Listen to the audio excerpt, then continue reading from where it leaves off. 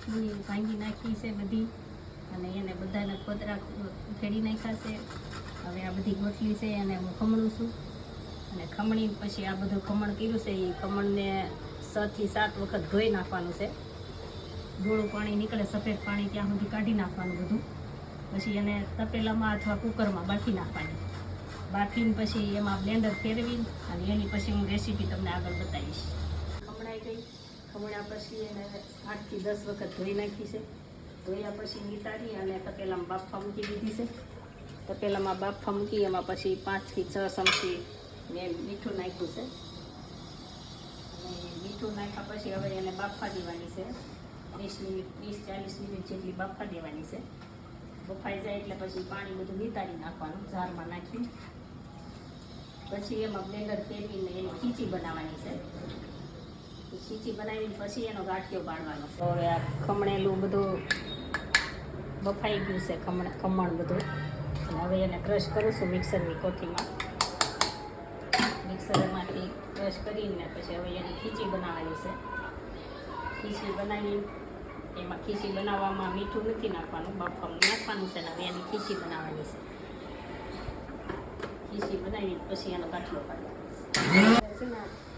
Better કર્યું હતું શેરનું, એને હવે ખીચી બનાવવા મૂકી દીધું છે.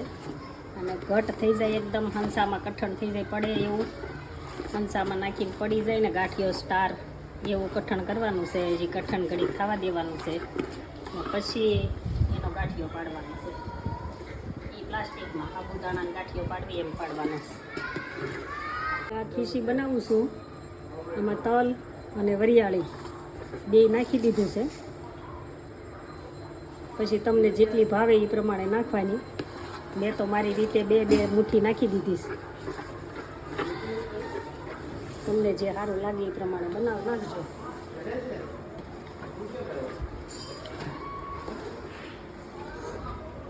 અને કઠણ ગરમ પાણી હા ગાંઠિયા પાડવા મળીશું. ખીચી બનાવી હતી એના, ને કાલે પછી થોડીક નરમ હશે ને ત્યાં એના ટુકડા નાના નાના કરી નાખશું એટલે સ્ટાર થઈ જાય. પછી સુકાઈ જાય એટલે તેલમાં તળાઈ ખાવાની. હંસળ માથે ભભરાવાનો અને ખાવાની મમરા જેવી મીઠી લાગે. જે મારી બેનપણીઓ હોય એને બનાવવાની ઈચ્છા થાય તો મહેનત 1 ટક ઉપરની છે, 6 થી 7 કલાકની ટાઈમ મળે તો બનાવજો અને ખાજો અને મજા માણજો. સુકાઈ ગઈ છે ને હવે તળવાનું ચાલુ કરી છે રોટલી. તળાઈ રહી એટલે પછી હંસળ નાખી દેવાના. બધા તેલમાં તળવાની છે. પછી બેનું પૂછશે કે કેમ તળવાની? હે બધા તેલમાં તળશે તો ઓછી થાય મમરા જેવી. હંસળ નાખીને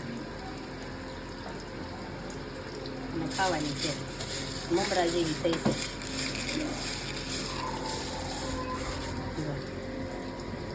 મસ્ત બની છે ને,